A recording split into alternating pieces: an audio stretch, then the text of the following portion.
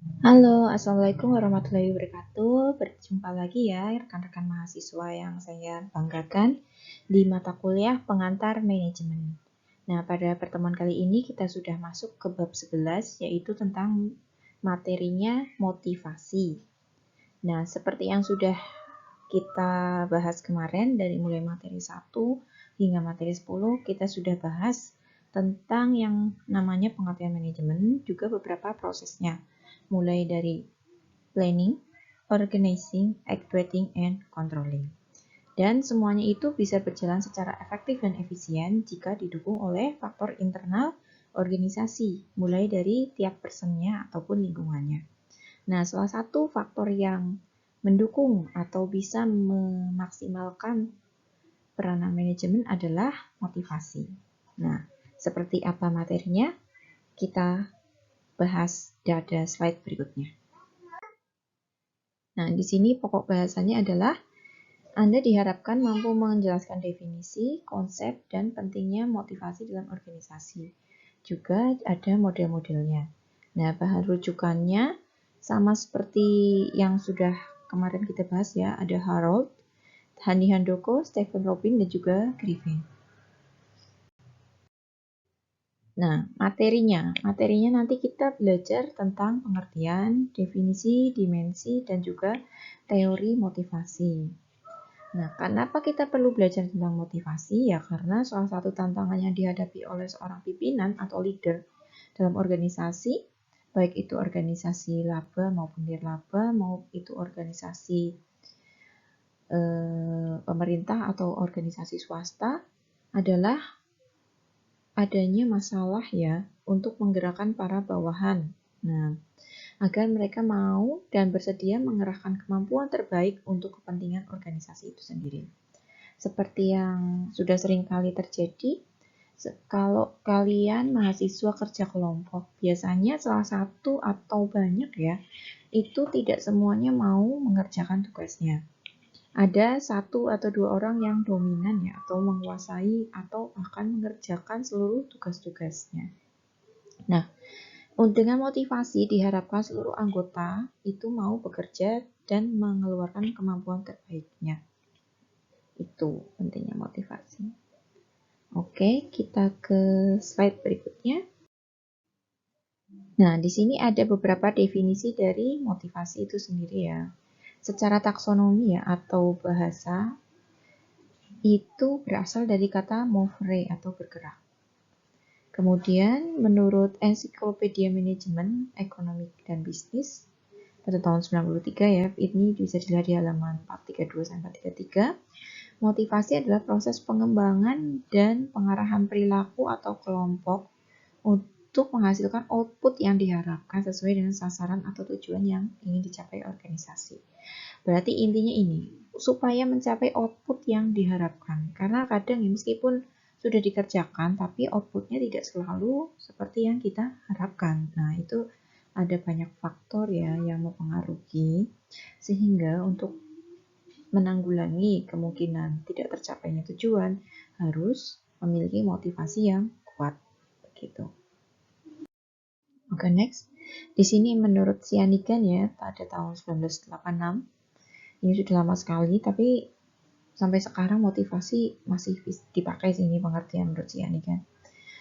Nah, dia mengartikan motivasi sebagai daya pendorong yang mengakibatkan seorang anggota organisasi ini mau dan rela untuk mengerahkan kemampuan dalam bentuk keahlian atau keterampilan, tenaga dan waktu untuk menyelenggarakan berbagai kegiatan.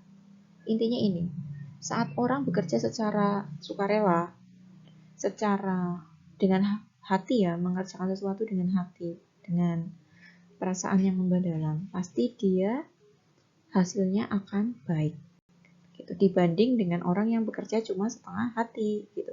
Nanti kan dia hasilnya bisa asal-asalan gitu. Nah, ya, kita ke slide berikutnya.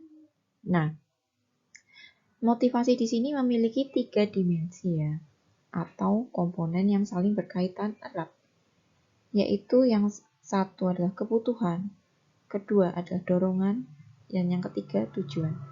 Nah, seperti ini saya ilustrasikan ya, ada seorang pendaki gunung. Dan dia kan alasannya dia itu mendaki gunung itu apa? Mungkin dia butuh untuk refreshing, healing gitu ya istilahnya. Dari kesibukan yang selama ini dia hadapi sehari-hari. Terus dorongannya itu apa?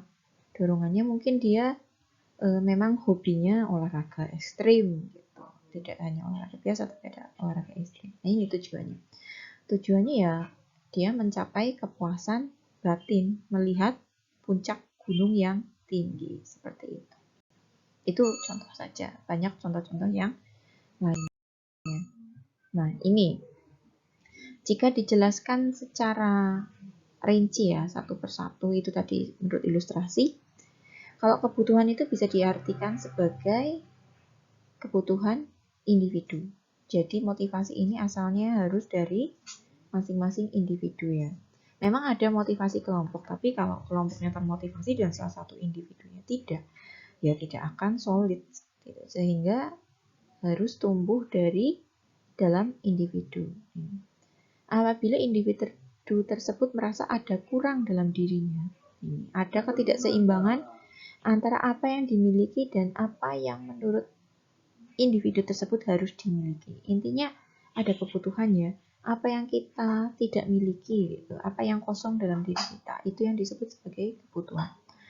Contohlah, saat kita merasa haus, berarti kan dalam tubuh kita kekurangan air. Jadi kita butuh air, lah itu contoh kebutuhan. Kebutuhan mendasar ya kalau yang tadi. Nah, kemudian ada yang namanya dorongan. Nah, dorongan tentunya berbeda dengan kebutuhan. Kalau butuh, ya memang butuh ya. Isinya kalau tidak dipenuhi ya bisa terjadi hal-hal yang tidak diinginkan. Kalau orang tidak makan, orang tidak minum, bisa saja dia sakit atau bahkan sampai meninggal. Nah, untuk dorongan itu lebih ke mengatasi ketidakseimbangannya itu berupa usaha pemenuhan kebutuhan secara terarah. Contohnya seperti tadi, saya merasa lapar, saya merasa haus, dorongannya itu untuk memenuhi rasa haus itu, untuk memenuhi airnya itu caranya seperti apa? Apakah saya harus ngambil air di sumur misalkan, atau saya pergi keluar membeli air mineral, atau saya minta ke tetangga gitu, misalkan kalau di rumah nggak ada air gitu kan. Jadi itu dorongan, nanti kita memenuhi kebutuhannya seperti apa.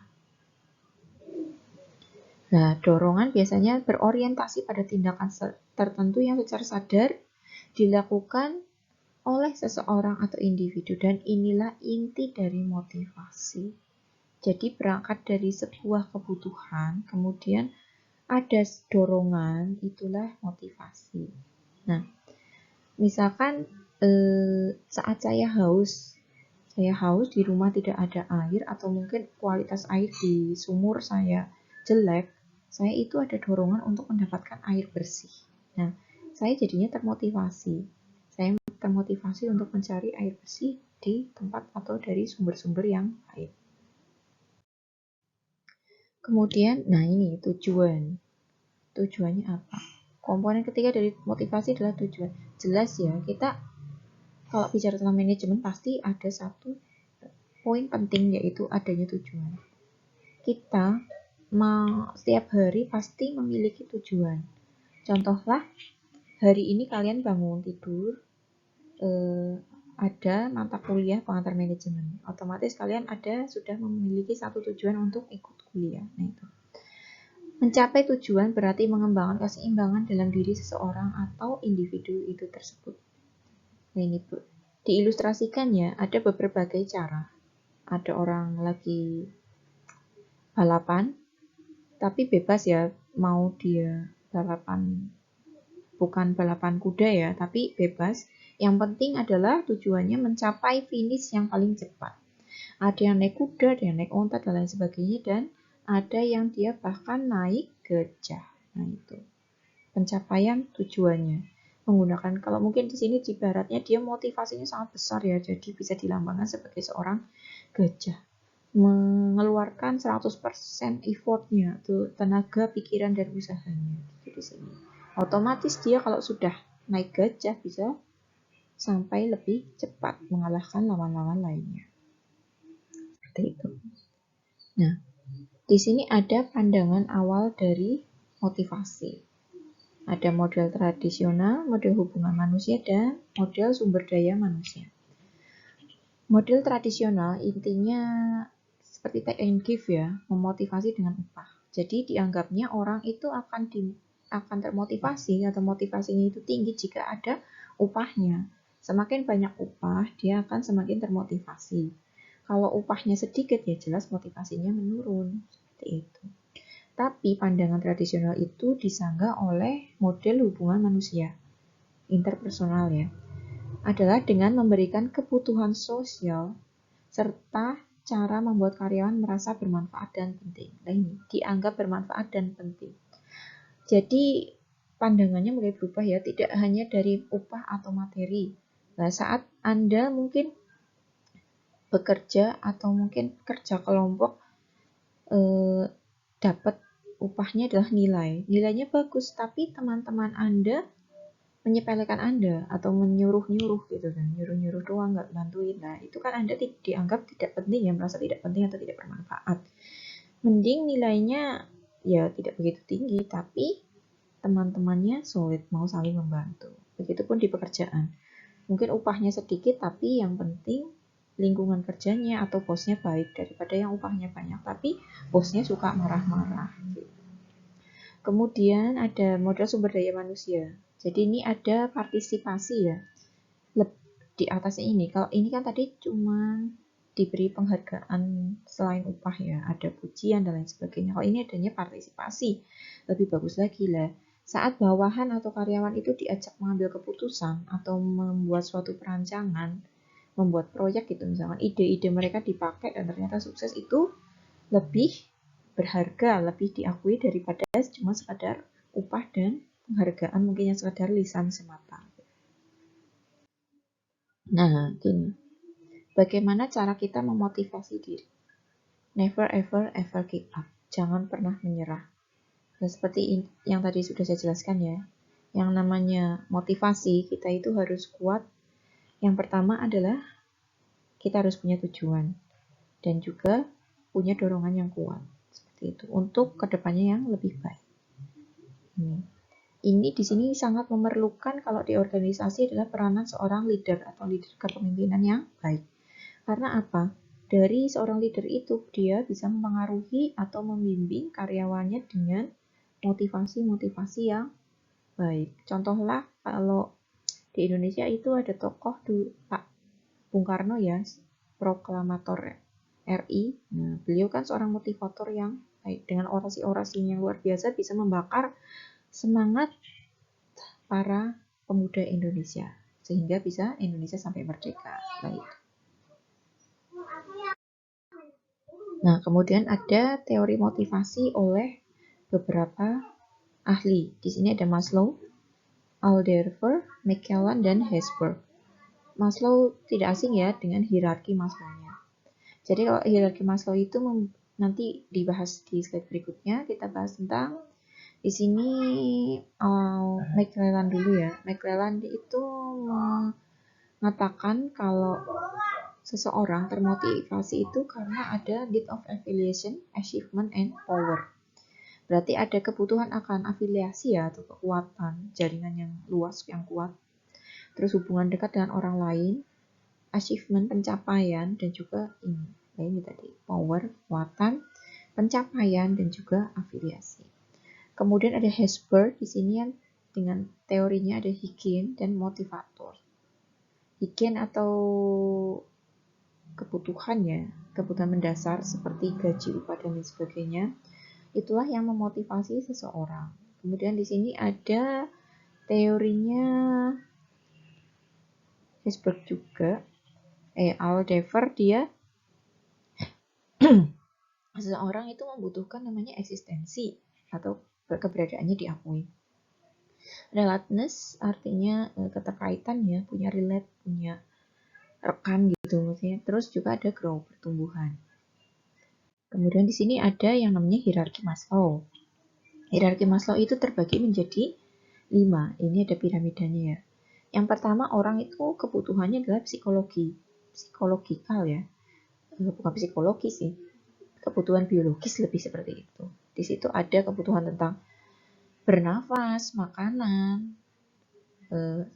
Kalau orang Indonesia bilang sandang, pangan, dan papan. Gitu. Dan saat sandang, pangan, dan papannya terpenuhi, kebutuhannya itu akan meningkat menjadi safety, keamanan. Contohlah Anda sudah punya makanan, bisa makan, punya baju, punya tempat tinggal, tapi ternyata tempat tinggal Anda ada di bantaran kali yang suatu saat bisa terkena banjir dan longsor. Otomatis ada keinginan kalau Anda punya uang lebih, tentu pengen pindah ya dari rumah situ supaya apa? Aman dari banjir. Kemudian kalau sudah merasa aman, sudah punya rasa aman, dia akan naik lagi kebutuhannya yaitu love atau belonging. Artinya ingin memiliki cinta gitu. Yaitu misalkan di sini ada friendship, pertemanan, keluarga, ada hubungan intim dengan seorang, mungkin punya pacar, punya pasangan dan lain sebagainya. Kemudian ada yang namanya esteem. Esteem itu adalah lebih ke kayak kepercayaan diri. Nah, kalau dia sudah punya pacar, sudah punya pasangan, sudah punya teman, otomatis kepercayaan dirinya akan meningkat. Nah, itu juga nanti otomatis akan meningkatkan kebutuhan dia terhadap penghormatan dari orang lain, keinginan diakui dan sebagainya. Kemudian adanya self-actualization atau aktualisasi diri. Di sini lebih ke dia adalah punya kreativitas, moral, pemecahan masalah, dan sudah bisa memenuhi seluruh kebutuhannya. Contohlah, mungkin kalau banyak orang-orang kaya ya di dunia yang punya hobi aneh-aneh gitu. Contohlah, orang yang suka olahraga ekstrim, misalkan tadi panjat tebing atau terjun payung, otomatis dia orang yang sudah punya modal. Dia sudah punya rasa aman, kebutuhan biologisnya terpenuhi, dan lain sebagainya. Dia sehingga butuh aktualisasi diri. Nah, Maslow mengembangkan teori hierarkinya seperti yang sudah saya jelaskan tadi ya. Nah, mungkin sekian saja materinya. Jangan lupa ada tugas dari di sini. Bukunya James Turner dan Edward Freeman yang nanti bisa di-download di Sinerba dari halaman 185 sampai 186. Di situ ada studi kasus tentang Bloomberg, dicari hidup atau mati. Nah, Anda tugasnya adalah membuat makalah dan nantinya akan dipresentasikan, ditelaah, dan baca dulu materinya, jangan lupa. Kirim ke email dosen saya seperti yang biasa. Baiklah, quotes untuk pertama hari ini adalah ini. You can never cross the ocean until you have the courage to lose sight of the shore. Anda tidak akan bisa pergi ke lautan jika Anda tidak kehilangan pandangan tentang daratan. Gitu. Intinya kalau Anda ingin sukses, ya Anda harus pergi dari zona nyaman Anda. Harus punya motivasi yang kuat untuk bisa terus maju. Baiklah, terima kasih. Pertemuan kali ini cukup sampai di sini. Saya mohon maaf jika ada kesalahan. Wabillahi taufiq wal hidayah. Wassalamualaikum warahmatullahi wabarakatuh.